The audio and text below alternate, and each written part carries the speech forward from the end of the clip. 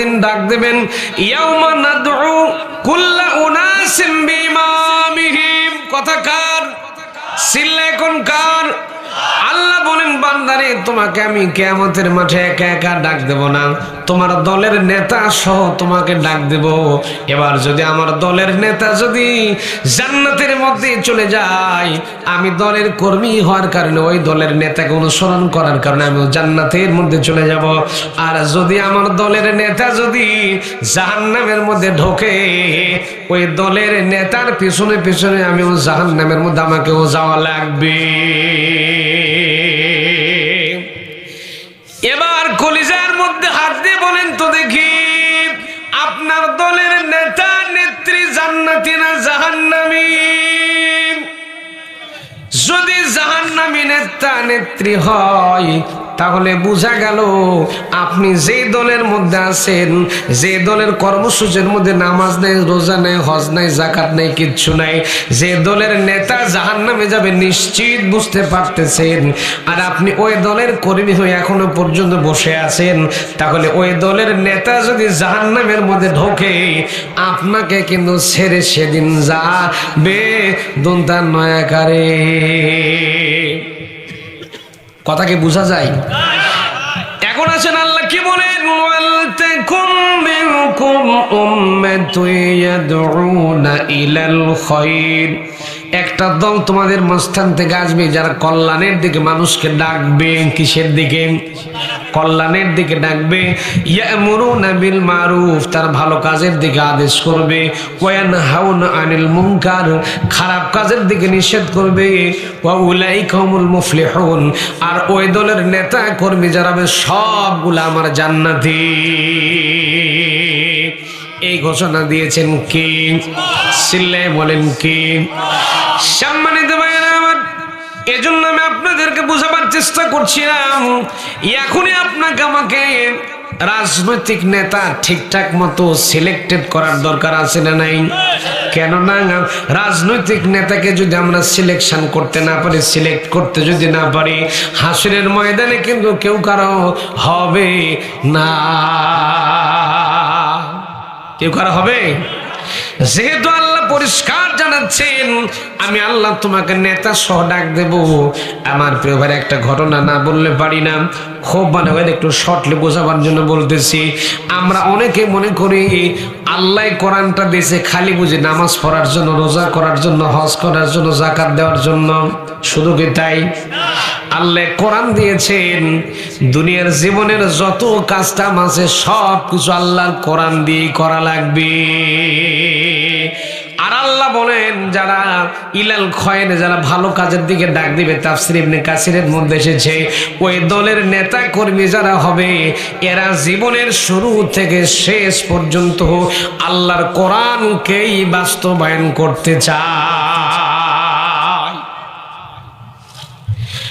প্রিয় ভাইরা আমার, যে দলের নেতা কর্মীরা আল্লাহর কোরআন জমিনে বাস্তবায়ন করতে চায়, জমিন কার? আল্লাহর নামটা বলতে কষ্ট হচ্ছে। এই জমিন কার? আকাশ কার? আমরা কার? আইন চলবে কার? এখানে খালি বলেন আইন চলবে আল্লাহর, কিন্তু গভর্নমেন্ট সংসদ ভবন যখন যায় সেখানে কি আল্লাহর আইন চলে? জোরে কোন চলে? কিন্তু আপনি আমি চিন্তা করলাম, ওই রাজনীতি ফাজনীতি আমাদের দরকার নাই। আমরা যেভাবে পারতেছি নামাজ রোজা করতেছি, হজ করতেছি, যাকাত দিচ্ছি, প্রতি বছর তো বাইতুল্লাহ কাবা শরীফ জিয়ারত করতেছি, তার মানে হলো জান্নাতের টিকিট কেটে বসে আছি। মরতে দেরি, জান্নাতের মধ্যে ঢুকতে আমাদের দেরি নাই। ইসলামী আন্দোলনের জন্য কথা বললাম না, আল্লাহর কোরআন জমিনে বাস্তবায়ন হোক এই চিন্তা একটা দিনের জন্য করলাম না। আল্লাহর কোরআনের জন্য রক্ত দিলাম না, আল্লাহর কোরআনের জন্য কোনো কাজ করলাম না। আবার নামাজ পড়ি, রোজা করি, হজ করি, যাকাত দেই, মনে করছি জান্নাতের টিকিট কেটে বসে আছি। আল্লাহ কই, মরে দেখ তোর সাইজ করতেছি।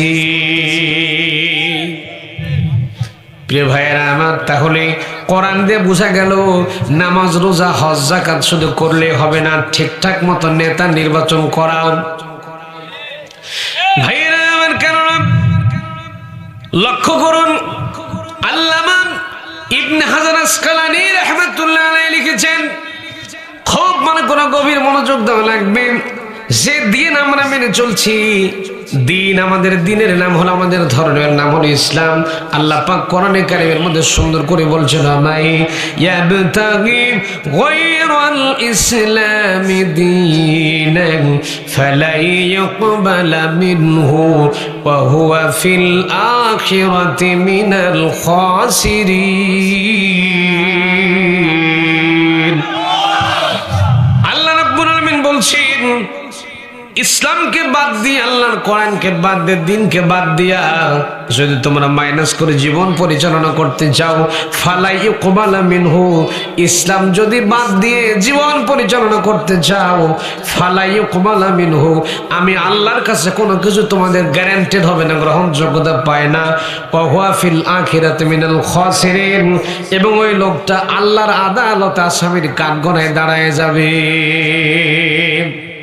ভাইয়েরা আমার, তাহলে ইসলাম দিয়ে, আল্লাহর কোরআন দিয়ে যেমন করে নামাজ পড়তে হবে, আল্লাহর কোরআন দিয়ে যেমন করে রোজা রাখতে হবে, হজ করতে হবে, ঠিক তেমন করে আল্লাহর কোরআন দিয়ে রাজনীতিও করা লাগবে।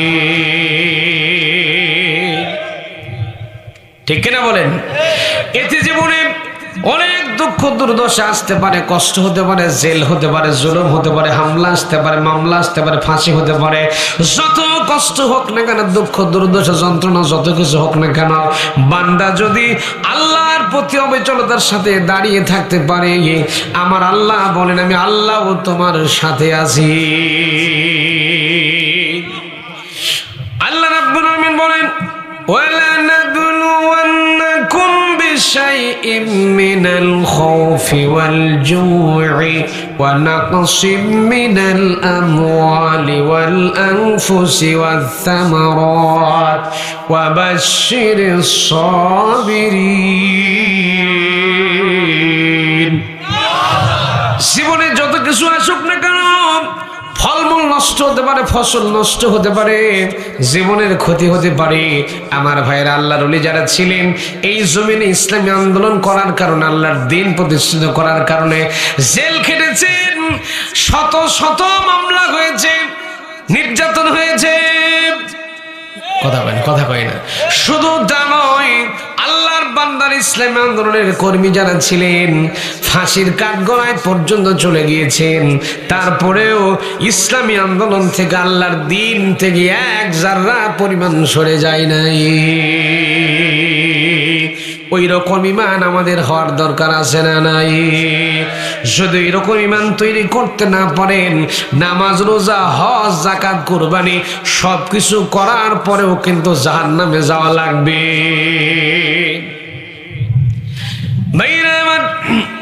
এবার আসেন, আল্লামা ইবনে হাজার আসকালানী রাহমাতুল্লাহ যে বক্তব্যটা আমি আপনাদের কাছে উপস্থাপন করার চেষ্টা করছিলাম, সেটা হলো, দিন, যে দিন আমরা মেনে চলি, দিন শব্দের তিনি ব্যাখ্যা লিখেছেন 12টা। যখন কয়টা? দিন শব্দের অর্থ লিখেছেন 12টা। এর মধ্যে দিন শব্দের 9 নম্বর অর্থ তিনি যেটা লিখেছেন সেটা হলো আদ-দিন আস-সিয়াসা। দিন শব্দের মানে হলো রাজনৈতিক নিয়ম নীতি। একটু কান খোলেন, প্রিয় ভাইরা, লক্ষ্য করলে বুঝতে পারবেন, এই দুনিয়াতে আপনি নামাজ পড়েন, গুরুত্ব দেন, ব্যাক টু দ্য পয়েন্ট, খেয়াল করেন। আপনি নামাজ পড়েন, রোজা করেন, হজ করেন, যাকাত দেন, আপনি দাড়ি রেখেছেন, টুপি পরেছেন, পাগড়ি পরেছেন, জব্বা পরেছেন, ইসলামের সব বিধানগুলো ঠিকঠাক মতো আপনি মেনে চলছেন, সব ঠিকঠাক মতো মানতেছেন, কিন্তু এখনো পর্যন্ত আপনার রাজনৈতিক নেতা আবু জেহেল মার্কা কাউকে ধরে এখনো পর্যন্ত বসে আছেন, তাহলে আপনার মরণ হবে মুনাফিক নেতা আব্দুল্লাহ বিন উবাইয়ের মতো আপনার মরণ হবে।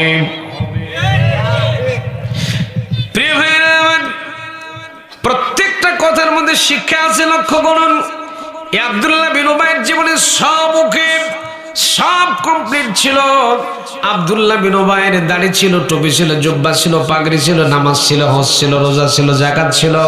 শুধু তা নয়, এত বড় মুসল্লি আব্দুল্লাহ বিন উবাই ছিল। আল্লাহর নবী যেখানে ইমামতি করতো, আব্দুল্লাহ বিন উবাই পিছনে নামাজ পড়তো, 4টিখানে মুক্তাদি নাম। অথচ এই লোকটা ছিল নির্ভেজাল মুনাফিক। কি ছিল? তাহলে আল্লাহ জানাচ্ছেন যেই কোরআন দিয়ে নামাজ পড়ো, রোজা করো, হজ করো, যাকাত দাও, ওই কোরআন দিয়েই কিন্তু তোমাকে রাজনীতিও করা লাগবে। প্রিয় ভাইরা আমার, এই আব্দুল্লাহ বিন উবাই সব মেনে চলতো, সব মানতো, নামাজ রোজা হজ যাকাত দাড়ি টুপি সব ছিল। আল্লাহর নবী, বিশ্ব নবী মুহাম্মদ রাসূলুল্লাহ সাল্লাল্লাহু আলাইহি সাল্লাম যে রাজনৈতিক নেতা, আব্দুল্লাহ বিন উবাই জিনিসটা মানতো না। ও নেতা মেনে নিয়েছিল আবু জেহেলকে, মরে গেছে। আল্লাহ কি তাকে মরার পরে জান্নাতের মধ্যে দিয়েছে? কেন দিল না একটু লক্ষ্য করেন। এবার আব্দুল্লাহ বিন উবাইর জীবনের সূত্রের সাথে আপনার জীবনের সূত্রে একটু মিল করেন তো দেখি, মিলে নাকি? কথা শুনতেছেন? আব্দুল্লাহ বিন উবাইর জীবনের সূত্রের সঙ্গে আপনার জীবনের সূত্র থিওরিটা একটু মিল করেন। আপনি নামাজ পড়েন, রোজা করেন, হজ করেন, যাকাত দেন, দাড়ি রেখেছেন, টুপি আছে, পাগড়ি আছে, জুব্বা আছে, ইসলামের যত বিধান সবগুলো ঠিকঠাক মতো এখনো পর্যন্ত আপনি মেনে চলছেন। কিন্তু এখনো পর্যন্ত আপনার রাজনৈতিক নেতা আবু জেহেল মার্কা কাউকে ধরে এখনো পর্যন্ত বসে আছেন, মরে গেছেন।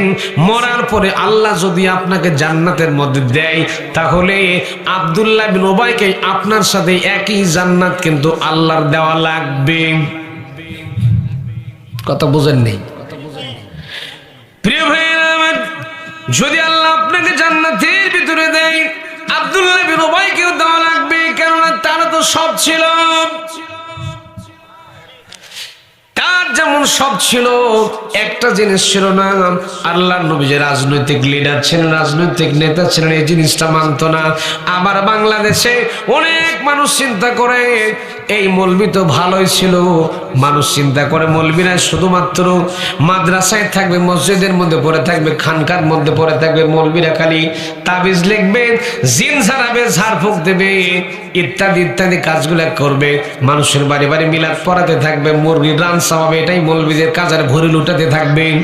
মৌলবিরা রাজনীতি ফাজনীতি করার দরকার। যেই দেখছি সব ঠিক আছে, যখন দেখছে হঠাৎ করে মৌলবি এমপির ক্যান্ডিডেট, এমপি পদে যখন দাঁড়ায় গেছে, শর্ট করে আমরা বলে ফেলি এতদিন লোকটা ভালোই ছিল, লোকটা তো এমপির ভোট করতে গিয়ে খারাপ হয়ে গেছে। মানে ভোট টোট ওগুলা মৌলবিদের দরকার নাই। কথা কন। অথচ আল্লাহ বলতেছেন, ওয়ালতাকুম মিনকুম উম্মাতুন ইয়াদউনা ইলাল খায়র, তোমাদের মধ্যে একটা দল বের হবে যারা মানুষকে কল্যাণের দিকে ডাক দেবে, ভালো কাজের আদেশ করবে, নিষেধ করবে, খারাপ কাজের নিষেধ করবে, আর ওই দলটাই তোমাদের মধ্যে সফলতা লাভ করবে। প্রিয় ভাইরা আমার, কথা কি বোঝা যায়? কথা বোঝা যায়? প্রিয় ভাইরা আমার, তাফসীরে মুনীর থেকে বলছি, এই আব্দুল্লাহ বিন উবাইয়ের জীবনে সব ওকে ছিল, সব কাজ কাম ঠিকঠাক মতো ছিল। কিন্তু আব্দুল্লাহ বিন উবাই আল্লাহর নবীর রাজনৈতিক নেতৃত্ব মানতো না। ওর নেতা ছিল আবু জেহেল। কে ছিল? জনগণ কে ছিল? ভাইরা আমার, এখন আব্দুল্লাহ বিন উবাই যখন মারা যাচ্ছিল, শিওরের পাশে তার ছেলের নাম ছিল আব্দুল্লাহ। আব্দুল্লাহকে পাশে বসে আস্তে করে আদর করছে, আর ডাকতে বলছে, বাবা আব্দুল্লাহ রে, আমি তো মরে যাচ্ছি, আমি তো মারা যাব, আমি বুঝি আর বাঁচবো না। আমি যদি মরে যাই, তুমি তাড়াতাড়ি করে আল্লাহ নবী মুহাম্মদ সাল্লাল্লাহু আলাইহি সাল্লামের কাছে গিয়ে বলবা, আল্লাহর নবী, বিশ্ব নবী যেন তার গায়ের জুব্বা মোবারকটা আমার জন্য একটু খুলে দেয়, আমার লাশটা যেন নবীর গায়ের জুব্বা দিয়ে আমার লাশটা কাপড়ে মুড়িয়ে দেওয়া হয়। আর 2 নম্বর ওসিয়ত করছি, স্বয়ং নবী যেন, আল্লাহর নবী মুহাম্মাদুর রাসূলুল্লাহ সাল্লাল্লাহু আলাইহি সাল্লাম যেন আমার জানাজার নামাজের ইমামতি করে নামাজটা পড়ায় দেয়। 4টিখানি কথা না?